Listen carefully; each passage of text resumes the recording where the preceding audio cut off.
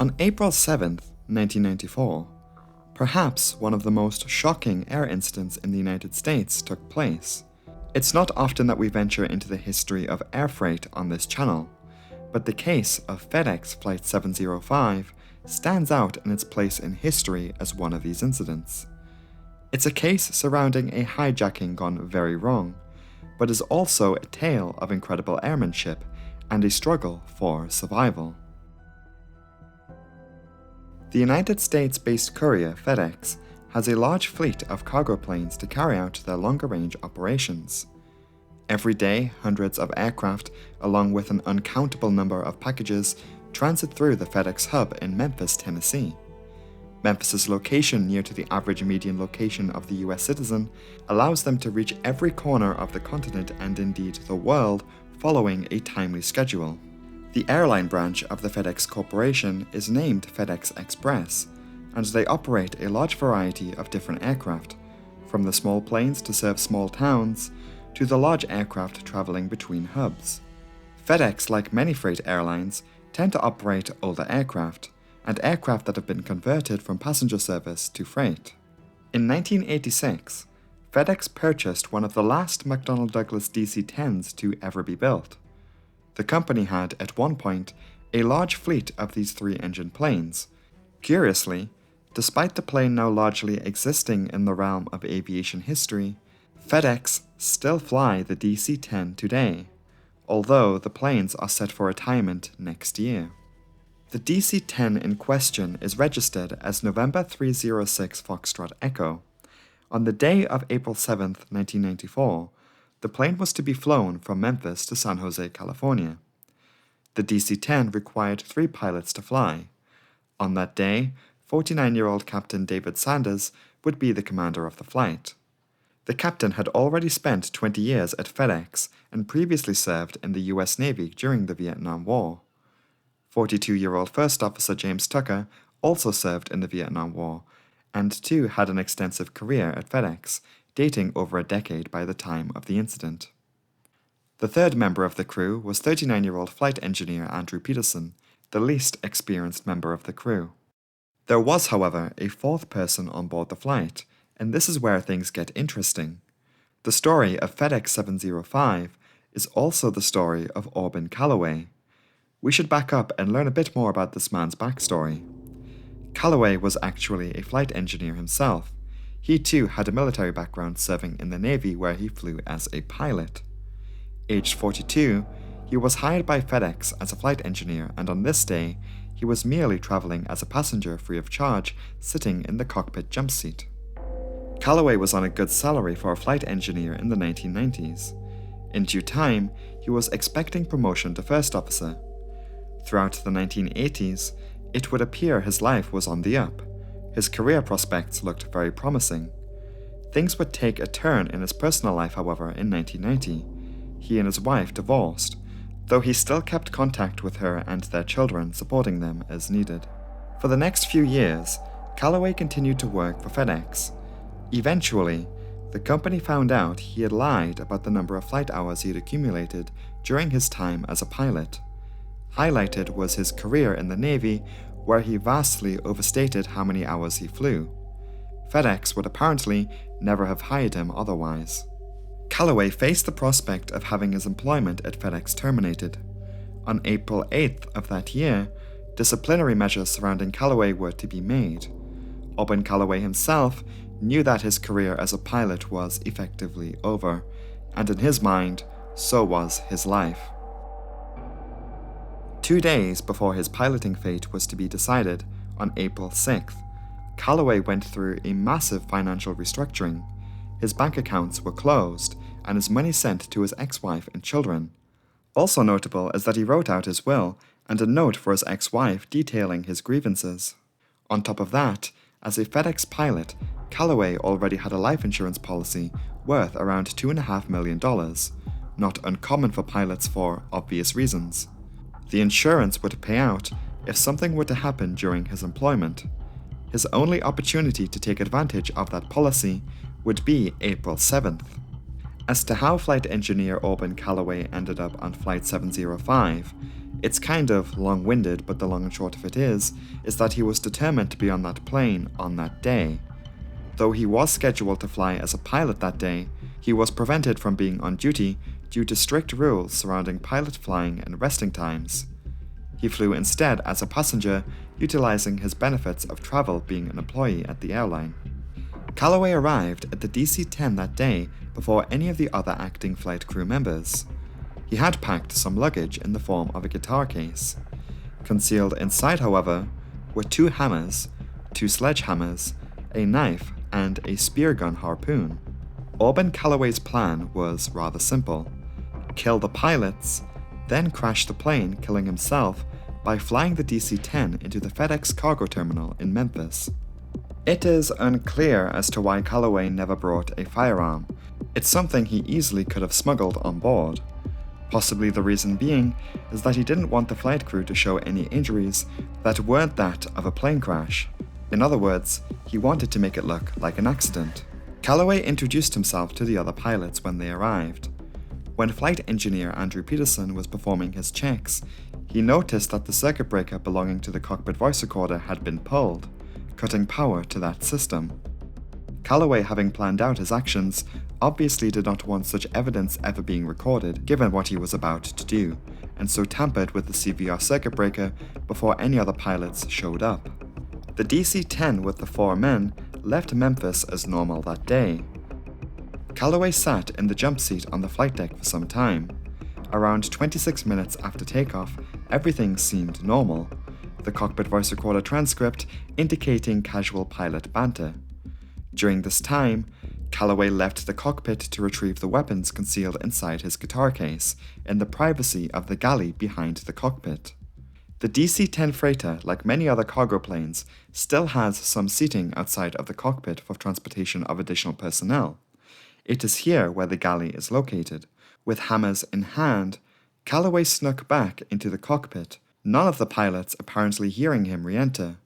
Suddenly, without warning, Auburn Calloway struck flight engineer Andrew Peterson with a blow to the head, followed by First Officer James Tucker with a sledgehammer, seemingly knocking them out. Captain Sanders only suddenly became aware of the sudden crisis once he heard the sound of the hammer strikes and looking over to see his 2 work colleagues slumped over their controls. Then Calloway came for Captain Sanders. In trying to defend himself from the attacker, the DC-10 began to roll and sway. Calloway swung his hammer at Sanders, striking him multiple times. Shortly, however, the first officer and flight engineer began to awake from their daze and started to fight back. Calloway backed up out of the cockpit before returning with the harpoon. In that time, the already injured pilots hadn't had the time to truly register what had happened, nor make contact with the ground via radio. Flight engineer Peterson was apparently injured to the point of blindness and balancing on the edge of unconsciousness.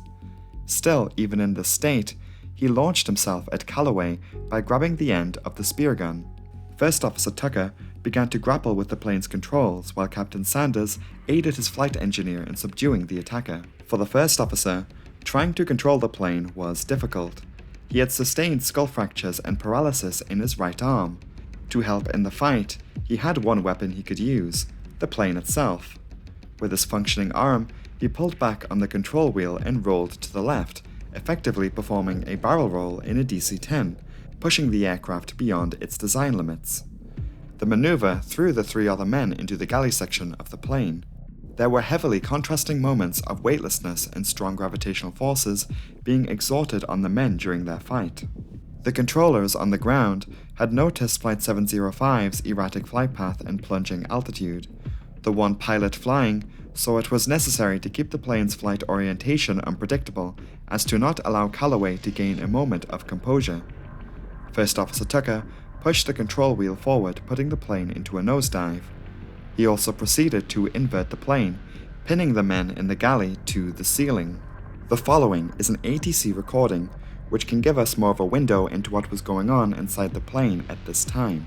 Please use the timestamps provided if you wish to skip hearing it.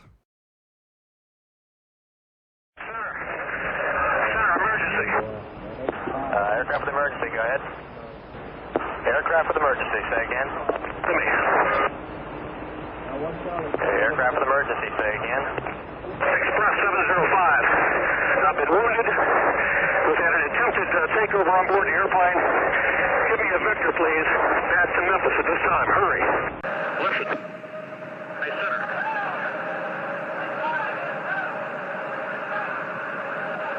Give me a heading to Memphis. Express 705, flighting 0905, direct Memphis. Keep me advised, where is Memphis? Express 705, flighting of 090 and to the airport's at 43 miles, 12 o'clock. Same my direction to Memphis. Express 705, you're eastbound at this time, and it'll be about 12:31 o'clock. Look, just keep talking to me, okay? Express 705, affirmative. Need an ambulance, stand by. We'll get that for you. Yeah, we need an ambulance, and we need armed intervention as well. The first officer wanted to regain control of the plane's engines. As his right arm was unresponsive, for a moment he needed to let go of the control wheel and to lean over with his left hand to handle the throttles. It was absolutely necessary for him to reduce engine power, as the plane's speed had far exceeded what it was designed for and could have caused structural stress. When information about the attack was radioed back to Memphis, requests for an ambulance and an armed response was made. Despite needing to level the plane off, Auburn Calloway did not give in. He managed to strike Captain Sanders again, who was beginning to lose all strength. Sanders switched positions with the first officer, who leapt in to try and restrain Calloway. The inevitable task of trying to get the plane back on the ground needed to be done. The injured pilot was able to turn the plane back around for Memphis. Controllers still weren't sure what exactly had happened on the plane, only that there was some kind of attack. Initially, it was suggested that runway 09 should be used for Flight 705. Although this would have required less turning and perhaps, overall, less flying time, it didn't take into account that this runway was shorter. The much longer 36 left was requested.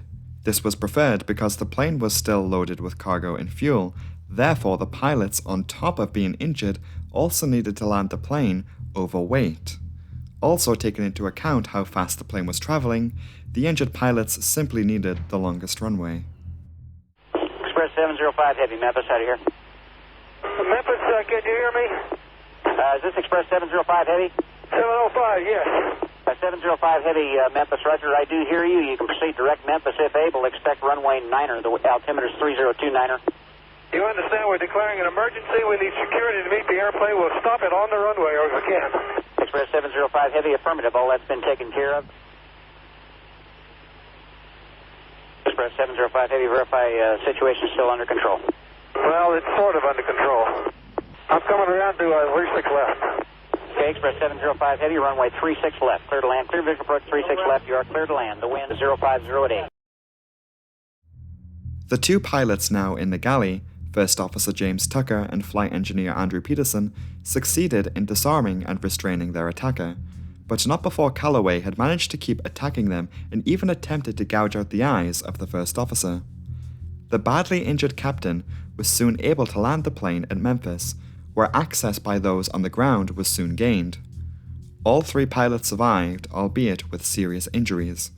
Auburn Calloway was also severely injured but was arrested immediately. The injuries the flight crew sustained during the ordeal left them without certification to fly again commercially. Though First Officer James Tucker did eventually return to recreational flying, none of the three men were able to work as pilots again. For their efforts, the Airline Pilots Association awarded the three men with the Gold Medal for heroism. Predictably, Auburn Calloway pleaded insanity, but was eventually sentenced to 2 consecutive life sentences. These were on the grounds of attempted murder, attempted air piracy, and insurance fraud. He now spends his days at the Florence High Security Prison in Colorado. The plane itself, believe it or not, despite it going well beyond its design limits during the crisis, is still in service with FedEx to this very day. It had been modernized with the cockpit retrofitted with newer technology extending its lifespan. It will, however, soon be retired. Hello everyone, thanks so much for watching this video. This one was a bit different. We don't often look at incidents like this. I wasn't really sure if this belonged in the Disaster Averted side series or not, but this video has been requested many times over the past year, so I thought I'd get around to it. Speaking of requests, I really do appreciate people giving me ideas. It does take a while to get around to all of those projects, and sometimes I want to wait for the appropriate resources to make a better reconstruction in the flight simulator. That being said, I do want to make videos on Gulf Air Flight 72 and West Caribbean Airways Flight 708. Two videos people have requested over time, but what is holding me back at the moment is tracking down the correct time period liveries for the planes in X-Plane Flight Simulator. I always try to track down the right liveries. I hate it when I can't get a hold of them. So if you're into retexturing and you want to help me out, that would be greatly appreciated. Anyway, a big thanks to my incredible patrons over on Patreon for their support. Their names are scrolling on the screen right now. You can join the Disaster Breakdown Patreon from just £1 per month and get early access to all new videos, and the link to that will be in the pinned comment below. If you fancy following me on my personal Twitter account, the link to that will be in the video description. That is it from me for now. I hope you have a great day, and I will see you next week. Thanks for watching, and goodbye.